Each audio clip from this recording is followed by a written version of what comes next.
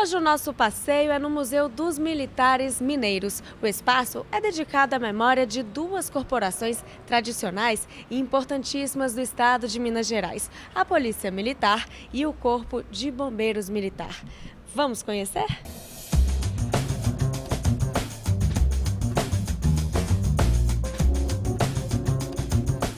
O museu é dividido em 13 salas, onde encontramos artefatos como armas, instrumentos musicais e de trabalho, uniformes, fotos, vídeos e até um espaço para estudo. O prédio, que antes funcionava como Tribunal de Justiça, foi desocupado em 2013 e assim o desejo das instituições pôde ser realizado.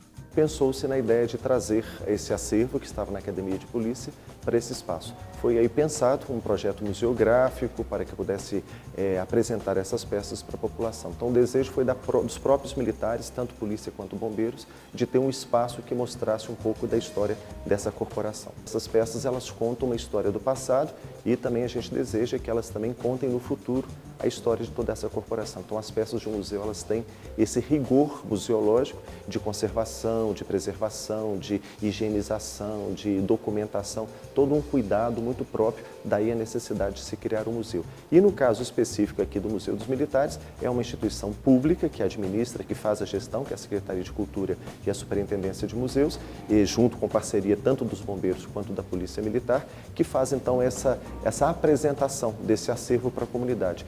Nesta parede, que vai do primeiro para o segundo andar, estão fotos de policiais e bombeiros que estavam na ativa em 2014, ano em que o museu foi inaugurado. A ideia é aproximar as instituições com a população, tornar algo mais pessoal e fazer com que os militares que entrarem aqui se sentirem em casa.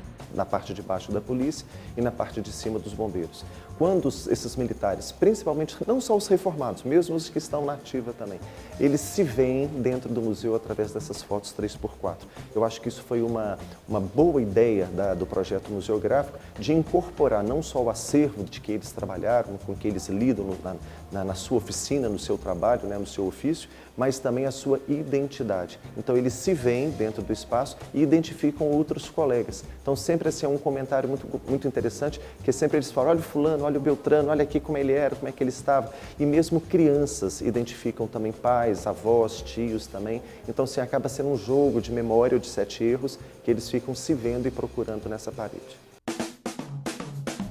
Os militares enxergam o museu como um grande aliado para conhecer a história das corporações. Para quem está entrando, para quem está ingressando, para que ele comece a crescer e a valorizar a profissão que ele tem, né?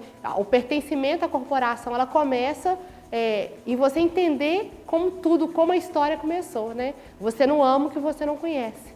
Com muita alegria e satisfação, a tenente fala sobre uma foto estampada na Sala da Mulher na corporação. Foi um dia de serviço operacional em que nós éramos maioria no serviço operacional.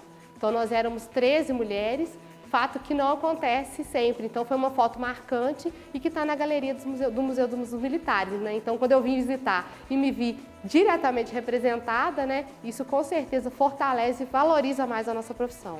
E aqui nós encontramos o seu Ermo, que ele já foi militar lá na década de 40, né? 47, 49. E ele está nos contando aqui que essa metralhadora aqui que nós encontramos, por exemplo, tem algumas diferenças, né, do que o senhor usava. Tem usado. Conta aí pra gente. Semelhante a essa, não tinha essa armação no solo. Ela tinha-se um pedal na frente e um manejo aqui, com um rolamento, uma coisa semelhante, que desse esse movimento de 45 graus. E com isso, e outra coisa, o apoio, o retrocesso da pressão era o ombro da gente que segurava. E aí, faz aí pra gente o movimento que o senhor tinha feito, como que era, assim, como é que era? Pode fazer, não precisa chegar perto, não. Você segurava o metralhador no ombro, né? Aí você pegava o metralhador e começava a tirar. E o ombro da gente estava só... Lembrando a época como militar, o aposentado aproveita para bater continência. Soldado 413, QIGF, da 3ª Zona Aérea de Belo Horizonte, destino hoje Rio de Janeiro, do QG da 3ª Zona Aérea do Quartel-General. Esta é a sala de homenagem. Apesar de que todos os espaços aqui do museu homenagearem as instituições, o espaço aqui é um pouquinho diferente. É transmitido um vídeo com 10 ocorrências do Corpo de Bombeiros e 10 da Polícia Militar.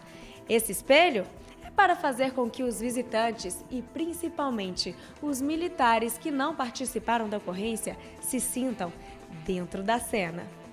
O local recebe diversas exposições provisórias. Como no mês de julho é comemorado o Dia do Bombeiro, a exposição faz uma homenagem dividida em 3 partes à corporação. A gente conta a história do Corpo de Bombeiros aqui em Minas, num primeiro momento da exposição, e no segundo momento a gente vai contar sobre a diversificação das atividades, das técnicas e dos equipamentos utilizados pelos bombeiros. Já a última parte tem os acessórios utilizados por eles. Esse capacete foi utilizado desde o início do Corpo de Bombeiros até mais ou menos a década de 1990. Então, e a gente olha para o capacete e a gente consegue reconhecer que ele era um bombeiro.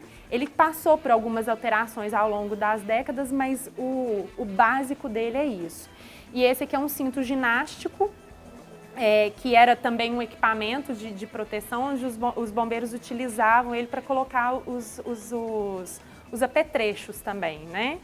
E aqui o machado, que é o símbolo do Corpo de Bombeiros.